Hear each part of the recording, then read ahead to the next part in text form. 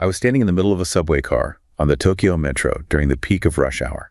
We were packed in so tight that I couldn't even lower my arms, physically pressed against 3 or 4 other people in a massive, crushing organism of suits and backpacks. In New York or Paris, this is usually where the sensory assault begins. The tinny bleed of music from headphones, a loud phone argument, the general roar of frustration. But here, amidst 2,000 people squeezed into a steel tube, I experienced something deeply unsettling. Okay. It was dead silent. I remember the library silent. The only thing you could hear was the rhythmic clack whoosh of the train passing through the tunnels and the shallow breathing of the man pressed against my shoulder. It felt less like a public commute and more like a collective ritual where everyone had silently agreed to hold their breath. Right. Then the tension broke. A businessman near the door accidentally let his phone ring. It wasn't even loud, just a soft, standard chime. But the reaction was immediate and visceral. The air in the car instantly froze. He didn't just look embarrassed, he looked terrified, frantically fumbling to silence the device as if he were disarming a live bomb. Oh, I can just picture that. And the eyes around him didn't show simple annoyance. They showed a kind of cold, sharp judgment. That split second of panic revealed the truth. This wasn't the silence of peace or relaxation. It was the deafening sound of 14 million people terrified of breaking a rule. That is a profound and intensely evocative image, and it captures the essence of a massive cultural achievement. You know, you've identified the central paradox of life in Japan's hyper-dense urban centers. How does extreme population density coexist with extreme social order? Exactly. That man's panic, that was a physical manifestation of an invisible, universally accepted social contract. When you looked at the sheer scale of Tokyo metropolis that should, by all accounts, be drowning in chaos and noise, and then you compare it to that level of self-imposed, pervasive silence, the difference is just staggering. It's a whole different world. It's not just politeness. It's an entire system of nonverbal communication and collective restraint working, well, perfectly. So our mission in this deep dive is to investigate the blueprint for that invisible social architecture. We're going to drill down into the complex mechanisms, the cultural, the psychological, and even the architectural that create this unique level of order. Right. We'll unpack the central concept known as mewaku avoidance, explore its deep historical roots and why it became so mandatory, and finally, look at the very real psychological costs of maintaining such a strict, silent system. We want to understand not just what the rule is, but how it's enforced on a neural and architectural level. Precisely. Okay, so let's unpack this with the idea that governs that businessman's panic and the cold judgment he faced. The core concept is mewaku. I've often heard it casually translated as nuisance, but that just doesn't feel sufficient to describe the sheer cultural weight behind it. It definitely fails to capture the true gravity of the concept. Meiwaku is far more demanding than simple Western inconvenience. It refers to the harm or nuisance caused to others, but, and this is the crucial qualifier, Okay. it includes any words or actions that fail to understand another person's feelings or thoughts in advance. Whoa, so it's preemptive. It is entirely preemptive. The potential to disrupt or offend is what matters, not just the disruption itself. The goal is prevention. You have to preemptively manage your behavior to ensure the feelings of others are protected from any potential spark for conflict. That's a huge burden of responsibility. Yeah. You are responsible not just for your own feelings, but for anticipating and managing the feelings of everyone around you. I mean, where did this absolute imperative originate? Its roots are incredibly deep. It actually began as a spiritual internal concept. Historically, Meiwaku started as a Buddhist term. A religious term. Yes, meaning to be distracted by something, or to cause trouble and disturb the mind. It referred primarily to personal anguish or spiritual delusion, a failure of one's own internal discipline. You can find it in ancient texts, like the Menyoshu. So originally, the trouble was internal. It was a spiritual failing, something happening inside your own mind. Precisely. But over time, the application shifted outward. By the Middle Ages and throughout the Edo period, the meaning expanded from personal anguish to external trouble, a nuisance to nearby community members, like neighbors or fellow villagers. So that's where the community aspect comes in. This is where it started gaining that communal connotation. If you failed to keep your rice paddies in order, you caused mewaku to the local community because it might affect the shared irrigation system, you know. Right. Your personal failure now directly impacts the group's survival or well-being. And then, in the modernizing period, It shifted again to become a national moral compass. Exactly. This is the final, modern, and most potent twist. By the Meiji and Taisho eras, we're talking the early 20th century, the period of rapid westernization, its scope expanded again to include the violation of public morals. So the government got involved. Oh, absolutely. The imperial government and educational authorities actively taught this modern concept. They were looking for a way to manage a rapidly modernizing, industrializing, and urbanizing society. They consciously blended the British ideals of manners and compliance, the kind of order they admired in the West, with Japan's already strong underlying collective culture. So the state essentially codified a cultural tendency into a mandatory institutionalized social code designed to make mass society manageable. Yes. And the resulting imperative is this profound, almost paralyzing reluctance to cause mewaku. And think about the implications of that. Go on. Because the threshold for offense is so personal and varies so greatly among strangers, all actions that could possibly offend others become candidates for social avoidance.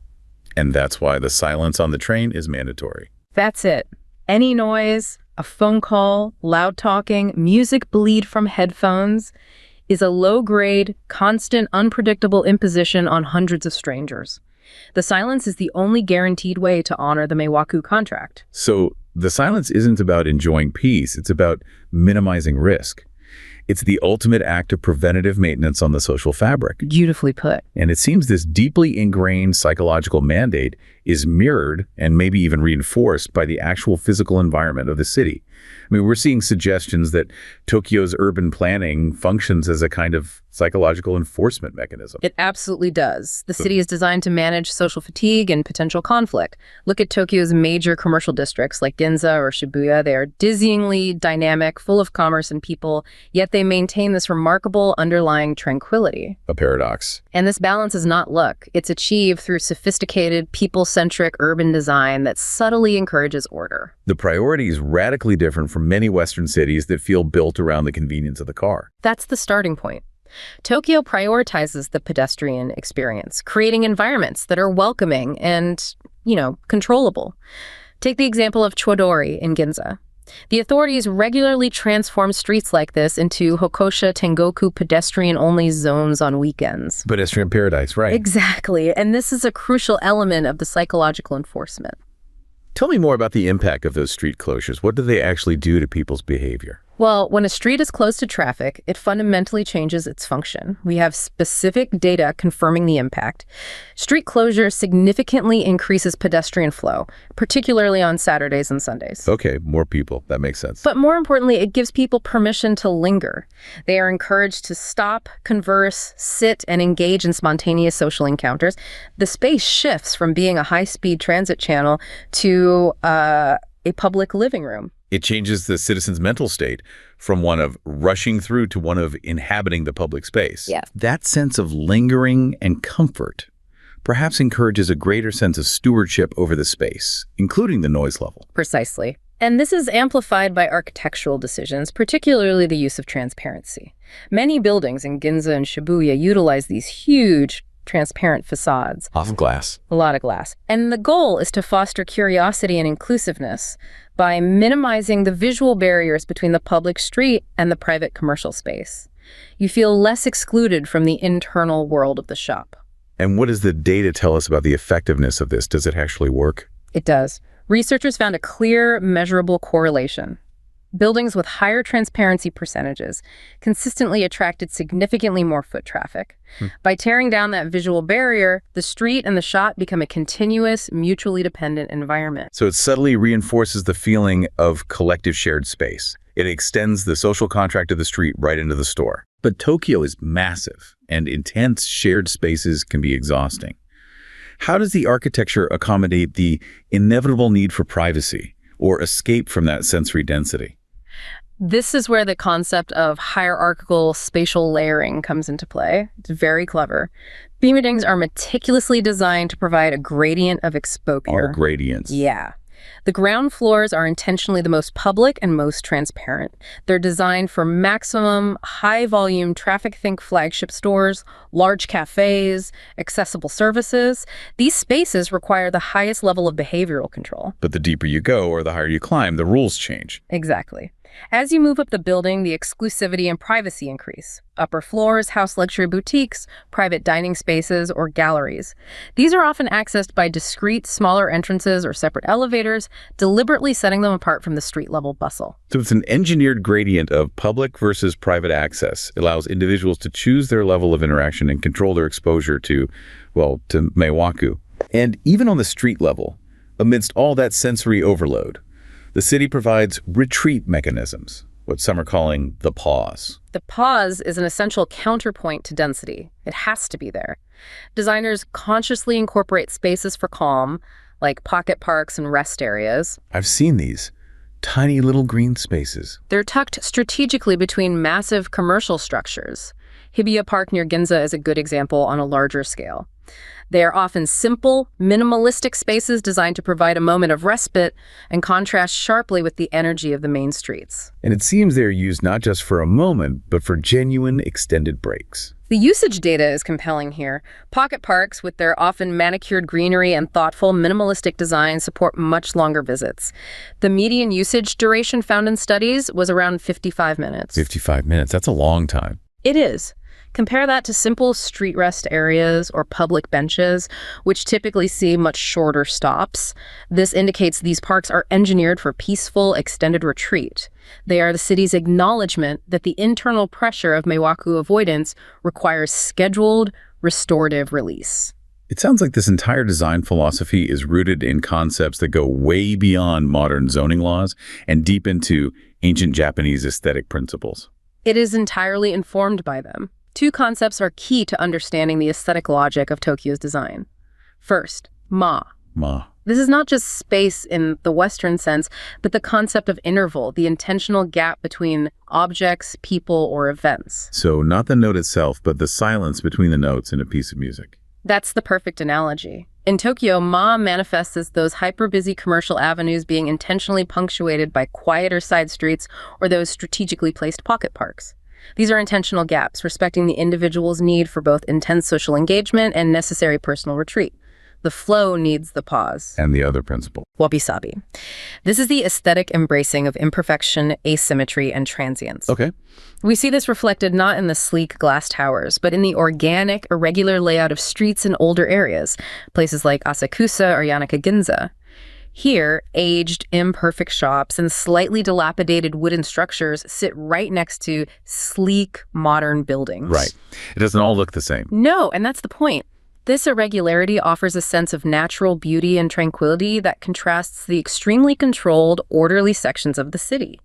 The city allows for these pockets of history and imperfect calm, preventing the overall environment from feeling sterile or relentlessly demanding.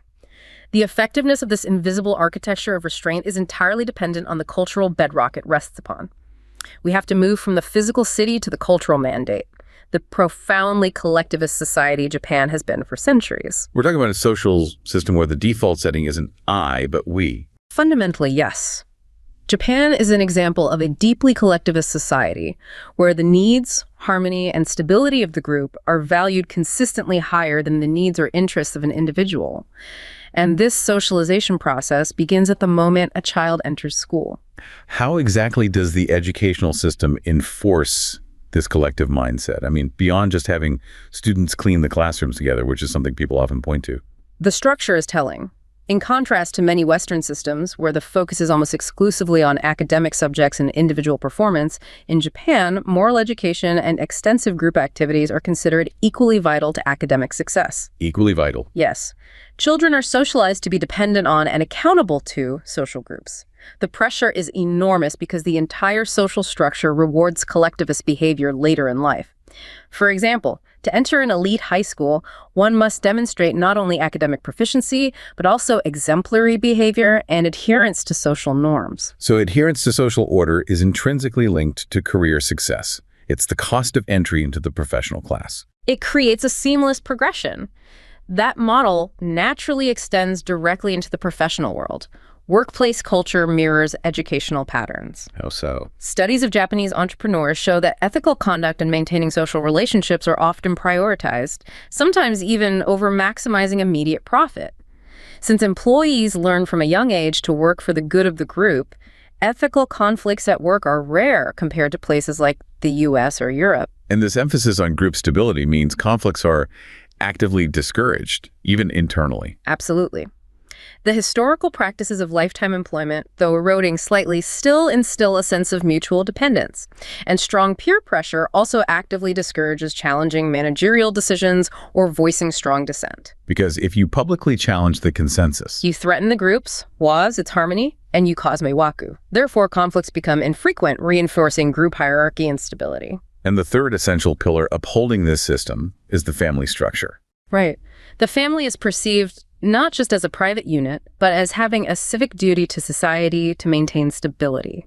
The stability of the family, the maintenance of appearances and order, is expected to prevail over individual, personal feelings. And there are measurable outcomes from this. There are.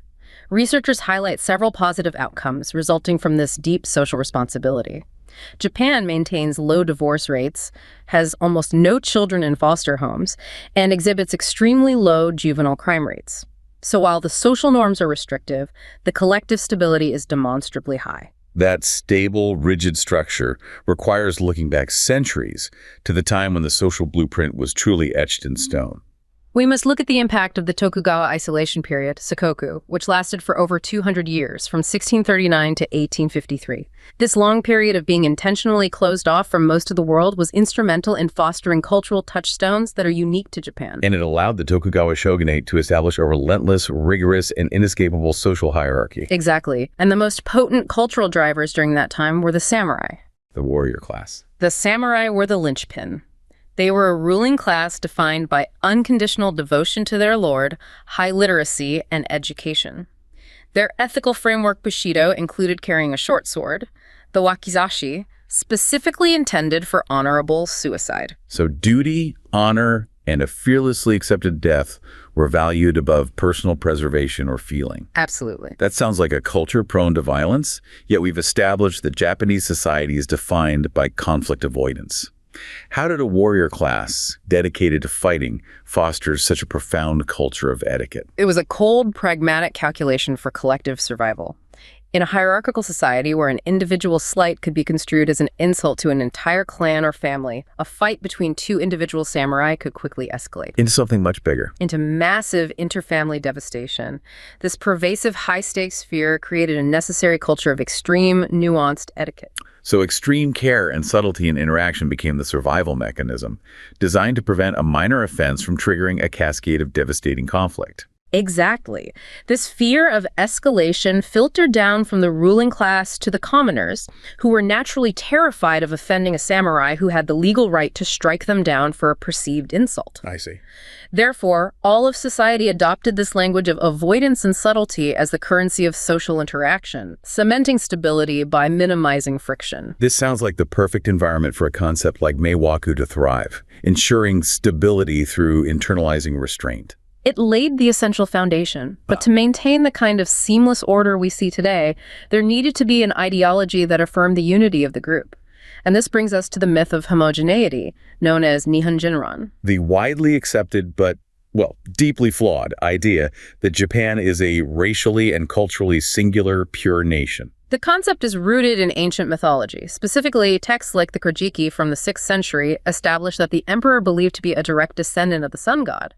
Amaterasu ruled a people who shared the same consanguinity and race. So this idea of an innate divine oneness became a deep, pre-existing cultural foundation for national identity. Yes, and then the myth was modernized and, frankly, weaponized during the Meiji Restoration. Right. When Japan began its rapid modernization drive after 1868, this pre-existing belief mixed dangerously with concepts imported from the West, specifically 19th century scientific racism and eugenics. Yeah? Scholars like Yukichi Fukuzawa introduced theories of distinct races, and while Japanese people were generally categorized as yellow, the imperial state sought vigorously to prove Japanese purity and biological superiority. They used emerging fields like anthropology to claim the Japanese race possessed bigger, better brains compared to neighboring Koreans or Chinese, all to justify their rapid imperialistic ambitions. It was a strategic effort to establish racial purity to justify political superiority. And the consequence of this myth surviving is profound. It serves as the deep-seated basis for modern national identity, and is the key reason the government today frequently denies the existence of racism. Because if the nation is inherently homogeneous, by definition, racism cannot exist within it. Precisely. Minority groups in Japan, such as the indigenous Ainu, the Borikumen, or Hafu, people of mixed descent, are often not considered races under the government's narrow biological definition. So despite clear historical and ongoing discrimination, based on lineage and social significance, the myth persists as the bedrock of national identity, making it incredibly difficult to acknowledge or address the very real discrimination happening on the ground. The maintenance of the myth is essential to the perceived collective stability. So we have established the powerful cultural and historical mandate for maintaining social harmony was.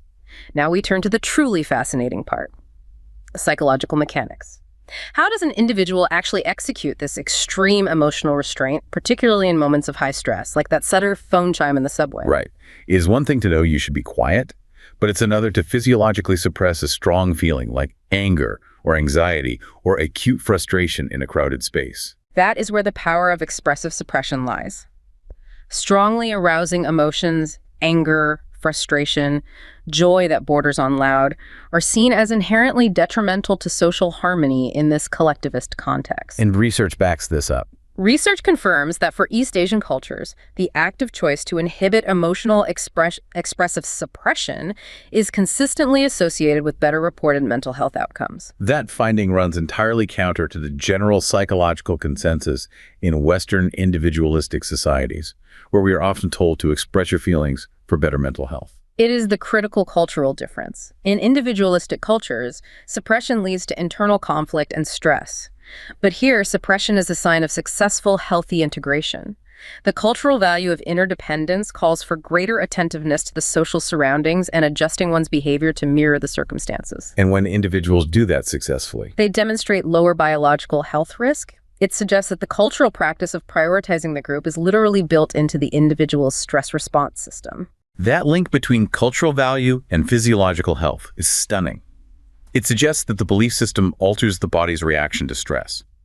How did researchers manage to test the actual effectiveness of this suppression in real time? I mean, how do you measure a successfully suppressed emotion? They used a powerful physiological measure, the late positive potential, or LPP, measured using electroencephalography, or EEG. Okay, EEG, brainwaves. Right. The LPP is an established neural correlate of physiological arousal. Think of it as your brain's high-level attention and emotional processing alarm bell.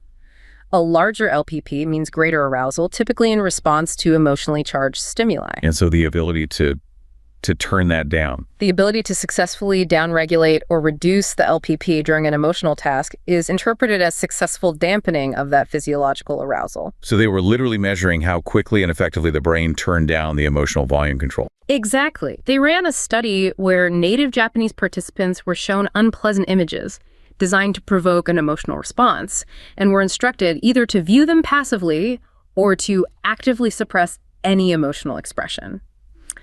They then measured the LPP, and this is where the aha moment occurred. Which was? The key finding was that the effective downregulation of the LPP, the successful dampening of the neural alarm, was significantly moderated by the participants' commitment to interdependent self-control. Hold on, let's define that term for a moment. Interdependent self-control. What does that mean? That concept describes a person whose self-identity is defined primarily through their relationships with others and their role within a larger social structure. They prioritize fitting in and maintaining harmony over asserting personal uniqueness. So in essence, it measures how much an individual has internalized the collectivist value system. Perfectly said. So it wasn't just about being ethnically Japanese. It was about how deeply they believed in the collective mandate. Precisely.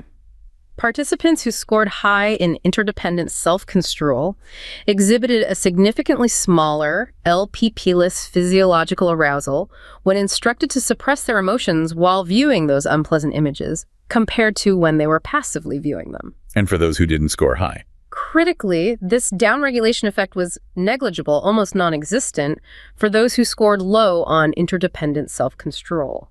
That is incredibly compelling. It suggests that cultural belief acts like a sophisticated psychological circuit breaker. If you truly internalize the mandate for harmony, your brain is conditioned to dampen the internal stress response that would otherwise lead to disharmony. It demonstrates that cultural values actively impact the in vivo efficacy of emotion regulation techniques. Furthermore, this suppression effect was similar during both the early and late LPP time windows. What does that mean, the early and late windows? This is crucial because it suggests that the effectiveness of suppression is present during the early stages of affective processing itself. It's not just a delayed, effortful behavioral mask applied at the last moment. It's happening almost instantly. Yes, the deeply interdependent individual is literally better able to physiologically calm their emotional reaction to negative input from the start. That makes the subway scene less about a man physically restraining himself and more about a man whose very neurobiology has been trained by culture to prevent the emotion from escalating in the first place. His terror of the ring wasn't external, it was his highly efficient internal warning system firing. It connects the neurophysiology directly to the cultural necessity. This link between interdependence and suppression is robust. It shows that expressive suppression is not simply a necessary evil. It is a shared, effective, and culturally reinforced psychological practice for maintaining the immense stability required to live successfully in hyperdensity. We've established the elegance and the efficiency of this system of order, but every highly structured system comes with a trade-off. What's the psychological cost of maintaining this extreme emotional restraint and pervasive need to avoid mewaku? The primary cost is the rigidity and the profound suppression of individuality. When you relentlessly overemphasize mewaku avoidance, it progresses beyond simple non-interference to emphasizing unconditional modesty and severely limiting freedom of expression. Because expressing any strong thought or emotion, even positive ones if they're too loud, risks being viewed as bothersome or disruptive. That's the constant, exhausting calculation, and the emotional difficulty this creates can manifest in extreme and frankly heartbreaking ways. We see these strange, paradoxical cases where victims of major accidents or crimes or natural disasters sometimes apologize for causing trouble to society. That's the ultimate psychological burden, isn't it? Being victimized and then forced to internalize the blame for the mere disruption that your victimization caused. The act of surfacing a problem, of forcing society to confront an imperfection or an injustice, is seen as breaking the peaceful atmosphere and therefore causing mewaku. It's the ultimate irony of the system. It's a catch-22. It is. While the culture aims for tranquility and collective peace, what forces victims of heinous acts, sexual violence, bullying, regime, or injustice, enzai, to remain silent. They suffer alone, and society is denied the necessary confrontation required to fix deep-seated problems. And that silence, mandated in the name of peace, ironically allows perpetrators to cause harm freely. It prioritizes the appearance of tranquility over the painful, messy reality of justice. Think about historical events like the Minamata disease tragedy. A mercury poisoning. Right. Victims and their families were sometimes blamed for ruining the image of the neighborhood simply by protesting or making the public aware of the pollution. That is a powerful illustration of the system valuing surface harmony over painful truth. It is the dark side of extreme collectivism. However, Japanese culture is not a monolith. It is dynamic, it's constantly evolving, and this brings us to the rise of individualism and the very real cultural conflict that is creating internal tensions today. So we have the deep roots of collectivism clashing head-on with modern socioeconomic realities. Absolutely. This shift has been driven primarily by two massive forces. Rapid economic growth per capita GDP increased steadily from the late 19th century through 2015, and extreme urbanization, with 93.5% of the population residing in urban areas by 2015. And urban environments, globally, tend to foster greater anonymity and independence, naturally shifting the cultural environment toward individualism. Exactly. And we have empirical indicators showing this shift isn't just anecdotal, it's changing the fundamental structures of daily life, starting with the family. A family unit provides clear statistical evidence. It does. Divorce rates have increased significantly, from 8.5 per 100 couples in 1947 to 35.6 in 2015. Crucially, average household sizes have shrunk dramatically, from 5 people per household in 1953 down to 2.5 in 2015. So people are increasingly seeking separation and independence from the immediate group structure. Yes. And this desire for uniqueness and individual definition manifests in surprising, even small ways. Seeking uniqueness is a core domain of individualism, and it shows up in personal choices. Researchers have documented a clear trend toward giving more unique names to human babies, often using uncommon pronunciations for common Chinese characters, reflecting a desire for the child to stand out. Even in pet naming. Even in pet naming, a shift toward more unique dog names has been observed. This is a subtle but potent sign of moving away from group conformity. And what about the professional sphere? How is individualism changing the workplace that was once defined by lifetime loyalty? There is a clear shift away from seniority and lifetime employment toward performance-based remuneration. The proportion of companies using the annual salary system, which rewards individual output rather than tenure, increased significantly between 1991 and 2014. So these systemic changes push people toward individual achievement rather than relying solely on group stability. Right. So we have all these individualistic indicators rising dramatically, but the ancient collectivist values we discussed, the duty to respect parents, the imperative of social harmony, still stubbornly persist. What is the psychological fallout when these two powerful systems collide within the same person? That coexistence creates significant psychological friction and often leads to negative outcomes. The conflict is deeply felt. Studies show, for instance, that Japanese people with a high personal achievement orientation, a classically individualistic trait, often report significantly lower subjective well-being. They are succeeding in the modern sense but feeling worse about it. Why? This negative relationship is mediated by having fewer close friends. They pursue the individualistic goal of personal success, but pay the price in terms of damaged or strained interpersonal relationships, which their collectivist wiring still tells them are paramount for happiness. They view individualism ambivalently. They see it as positive because it grants them freedom and independence from societal constraints. But they simultaneously see it as negative because they believe it contaminates those vital, close relationships that they are culturally mandated to maintain. That sounds like a constant, low-grade internal war between the self they're supposed to be and the self they have been conditioned to be. It is exhausting. But this friction leads us to the final and perhaps sharpest criticism leveled against this system, which is the duality of Meiwaku at the national level. The idea that the rules applied inside the country are ignored outside. Exactly. This is a powerful, internally driven critique within Japan itself.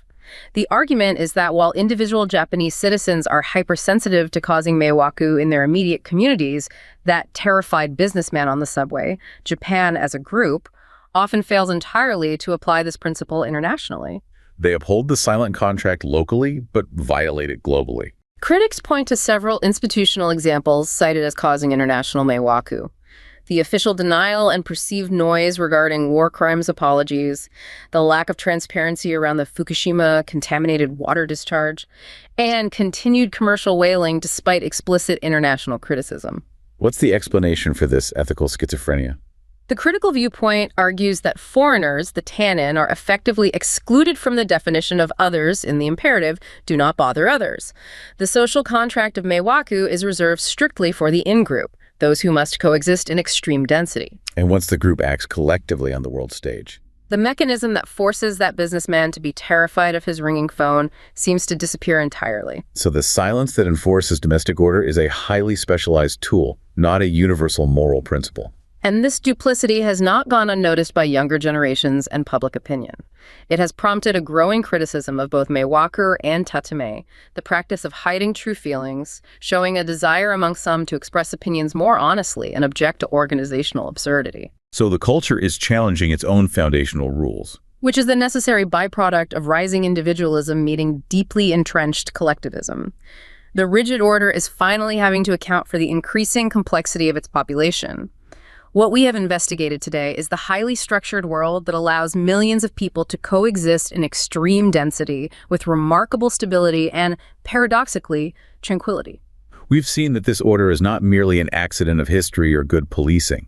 It's a sophisticated construct built on deliberate, people-centric urban design, which is then reinforced by a pervasive, evolved moral code like Meiwaku. And this code is not just a set of self-reported manners. We saw that it has a profound, scientifically verifiable psychological mechanism. Right. The more an individual internalizes the value of interdependence, the better their brain is literally at calming physiological arousal to negative input.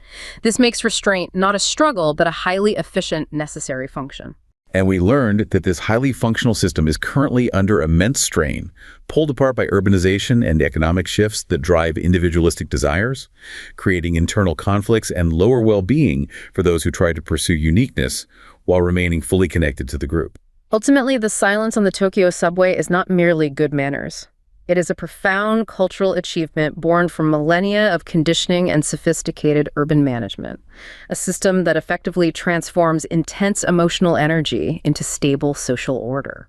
A system that demands a deep, continuous personal investment in restraint, yielding an unparalleled degree of stability but carrying the simultaneous psychological costs of suppressed expression and internal conflict as traditional values clash with the modern pursuit of self.